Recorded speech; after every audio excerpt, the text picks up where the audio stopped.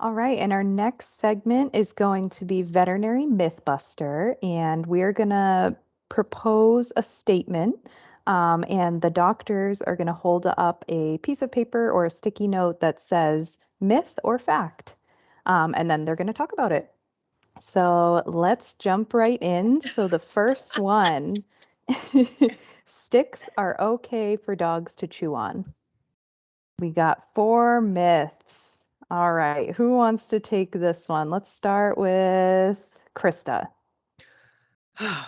So, if I could make dogs stop carrying giant sticks around and impaling themselves, I would. If I see another dog with a stick stuck across their top of their mouth, it's going to drive me crazy. So, dogs will chew sticks. I don't necessarily actively tell every client, like, you have to remove all sticks from your environment because that's obviously impossible. But like, we definitely shouldn't like throw sticks for dogs and encourage them. And we should generally take them out of their mouths because they really do actually cause, I mean, they cause dental abscesses with those sticks stuck across the top of their mouth for like 6 months sometimes. And definitely, I mean, I've seen dogs die of being impaled, like really bad. Yeah, I've How seen about you accidents guys? where the owner threw a stick, right? And the dog's running to go get it, and the stick kind of lands upright and the dog jumps on it and it Yep. goes through their mouth or in their Yeah. chest. So, it's hard because I remember as a kid, like that's what my parents would do. They'd be like, take a stick for the dog, and you'd be like chucking it, and just playing with the sticks with your dogs. And dogs inherently do want to chase and fetch and things like that, but it really is not a good toy for the dogs. Yeah, we've definitely had cases where we have weird, sialoseals or abscesses. I had one a couple months ago where it was actually retrobulbar, and we ended up having to do CTs. We never found the puncture wound inside the mouth or an external one, but it came back as an infected, ruptured salivary gland, and the dog chews on sticks. Yeah. Couldn't see anything inside the mouth, but it came back cultured perfectly for Yeah. a poke foreign body abscess. It's fine right up until it isn't. Right. Awesome. All right, well, let's go to the next one. Cats are nocturnal. Myth, myth, myth. We got 4 myths again. So let's start with Leah. Cool. I actually just learned this one. I was talking to Amanda about this fantastic podcast I just discovered called Ologies, where it's this science reporter that interviews someone who's an expert in their field, and they interviewed I forget what they called her, but a cat expert who was telling us that cats are only nocturnal in general if you're not hanging out with them enough during the day, and because we've probably inadvertently rewarded that behavior. So if you're at work all day, your cat's bored, now you're home, your cat's like, what's up? Let's hang out. And then you're like, okay, nappy time for mommies now. And then the cat's like, hey, mom, hey, mom, hey, mom. And you're like, oh, kitty, here's a treat. Here's your dinner. The cat's like, yes, this is what we do now. And so, cats, everybody's an individual, certainly. But in general, by definition, our domestic cats are not nocturnal. They just They're need crepuscular. energy. Yeah, that's the word. Word, That's the crepuscular. word. Active at dawn and dusk if left to their own devices. Mm-hmm. All right, well, let's go to the next one. 1 dog year equals 7 human years. We got 3 myths, and There there she she is. is. She Another looked like myth. she was We just got deep 4 in myths. thought. Really Wanted to make pensive. sure on this one, yeah. All right, let's go with Lindsay for this one. Oh, okay. So yeah, I mean, this is probably one of the most common myths you'll hear people talk about. 1 year equals 7 dog years.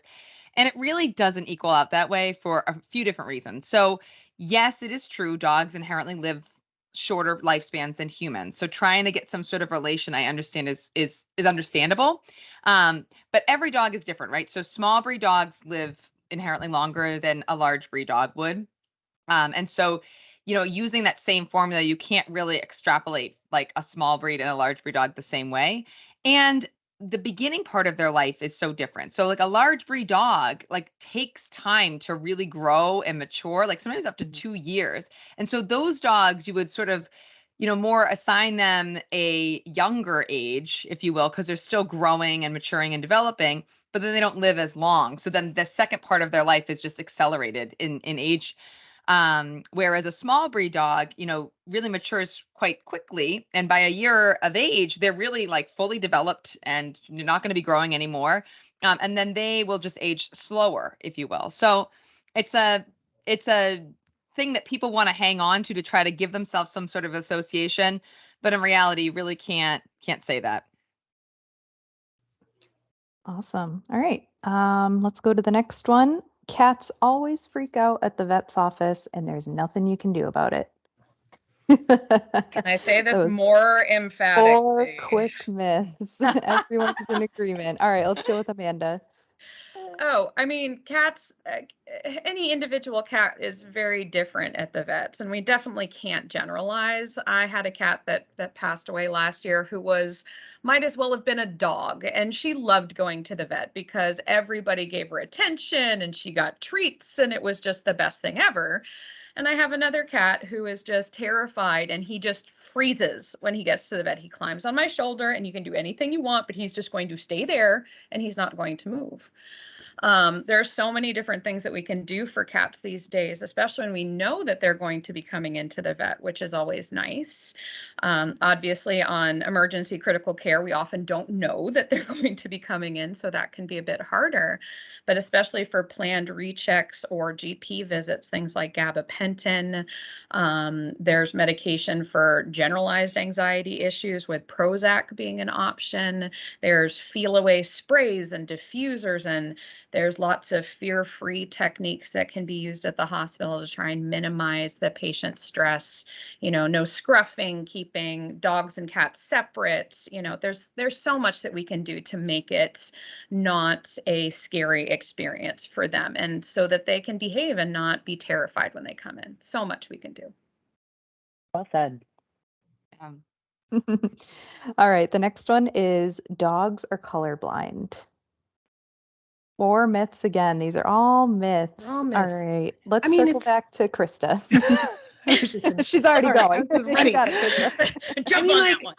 Dogs don't see color the same way we do. They don't see the same vibrancy of color, but they still have all the same cells in the back of their eye to see color. It's just that theirs is a little bit more, we think, like a sepia type of thing, so muted colors. And that's a lot of it is because many of our carnivore animals are adapted more towards seeing at night, and so they have really much more acuity with the grayscale stuff, but they definitely can see some colors. I always find it sad because in dogs, we talk about how we see colors, how people see colors, how dogs see colors. You have these special receptors that Krista mentioned, these cones are called, right? And they all have all different certain lights that they see better. And in dogs, they really don't have the one that sees red and green. So I always am sad because like Christmas is like my favorite time. So I've got this like wonderful like stocking for my dog. And I'm like, this stocking, he can't even appreciate it. It looks gray to him because it's this red and green stocking. So red and green are the most, the colors that they're not really seeing the best at all the colors. But I mean, some humans are like that. Some humans have a color blindness, if you will, where they see certain shades. So it's not as vibrant, but they can still see shades of color for sure. Are there some colors that, like the red and green, that really don't stand out? Are there some that stand out more than others? Blues and yellows. So get blue and yellow dog toys. Yeah, There but it you doesn't go. go with Christmas attire. All right, so dogs are not completely colorblind. All right, the next one is, and this is a big one, there are hypoallergenic dog breeds. Oh, okay, we have. But like, I kind of agree with Leah okay. too. I'm gonna say this. Yeah, it's and sort this. of in between. We have a It mixed is. bag I agree. here. It's an in-between. So let's start with Leah, since Leah held up both myth and fact. Yeah, I think there's a bit of a gray area with this, because I do think that there are some dogs that people are more likely to have a hypersensitivity or allergic reaction to. Mhm. So I think a lot of us in the hospital have a Shar-Pei come in, or somebody that just is particularly itchy or scratchy to us. Is that hyperallergenic? I don't think anybody uses that word, but I think there are definitely animals that shed less, and there are animals that have less of an undercoat. And so maybe those creatures are less likely to set off an allergic reaction in a human. So the doodles are sort of the poster child for this, but like Vizslas don't have an undercoat. So maybe that's a better option for some people even. So, I think part of the trick with the golden doodle mix too is that not every golden doodle is going to come out with the same allergens, right? So I may get a golden doodle that, lives in my home, even though I have terrible allergies and I don't have any issues. But then I may get another one 5 years later and have to go back to my allergist and get my, my weekly shots and all that. So I think it's sort of a spectrum, and it depends on how severe the person's allergies are and to what. That's the Yeah, that's other what I always thing. tell people is like, it depends what you're allergic to, right? If you're Or if allergic it's an to allergy to the dander, in which dander, case the right? type of fur isn't going to make any difference whatsoever. So absolutely, I agree, depends on what you're allergic to. It's just most commonly dander, which means even if your dog is naked, it's still going to slough skin cells. So Yeah. if that's what you're allergic to, there is no such thing as a hypoallergenic dog.